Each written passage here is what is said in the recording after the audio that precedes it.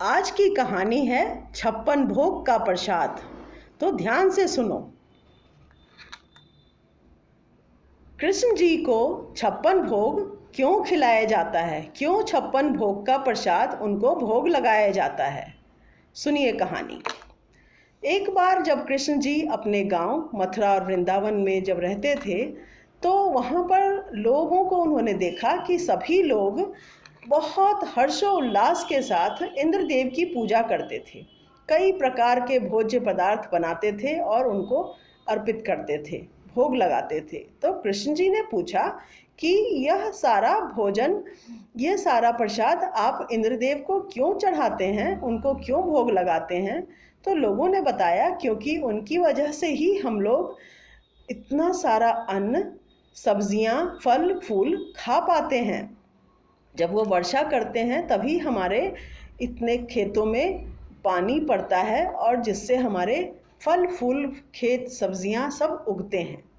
तो कृष्ण जी ने कहा, लेकिन यह तो बात मैं समझ नहीं पा रहा हूँ कि ये सारा तो आपको फिर गोवर्धन पर्वत की पूजा करनी चाहिए।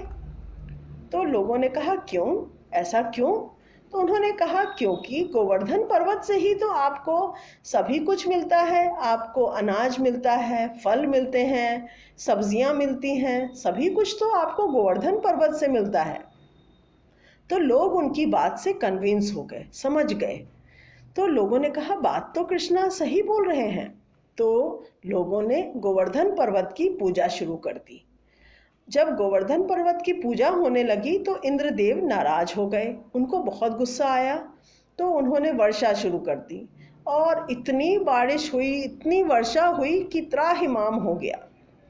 सब जगह लोग बेचैन हो गए।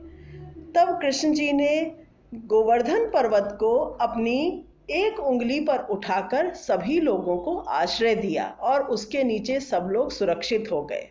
ऐसा लगभग 7 दिनों तक हुआ।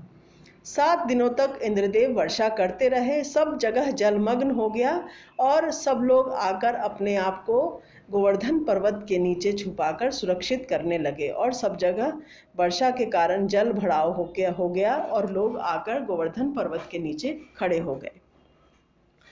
ऐसा लगभग 7 दिनों तक होने के बाद जब वर्षा बंद हुआ, इंद्रदेव ने सोचा कि यह तो सबकी रक्षा कर रहे हैं, तो उन्होंने वर्षा बंद कर दी और वर्षा बंद हुआ। सब लोग अपने अपने घर चले गए और सब सुखी से फिर रहने लगे। लेकिन कृष्ण जी की जो माँ थी, माँ यशोदा, वो रोज कृष्ण जी को 8 बार खाना खिलाती थी। कितनी बार? 8 बार। कृष्ण जी रोज 8 बार खाना खाते थे। क्या बच्चों, आप लोग खाते हैं? नहीं खाते होंगे। इसीलिए आप लोगों को भी खाना खाना चाहिए और शुद्ध खाना, जंक फूड नहीं, जिससे कि आप भी ताकतवर बने, बलशाली बने और सबकी रक्षा करें।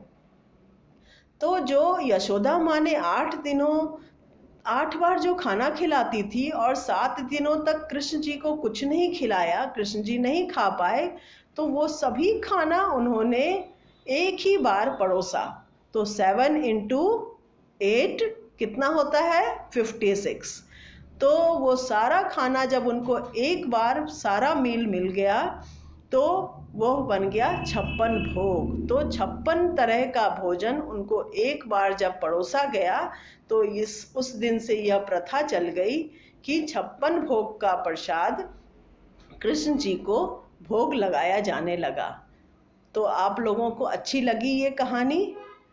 अगर अच्छी लगी तो इस बात को आप अमल कीजिए और शुद्ध खाना खाइए, ताकि आप भी कृष्ण जी की तरह ताकतवर बने और सबकी रक्षा करें। जय श्री कृष्णा।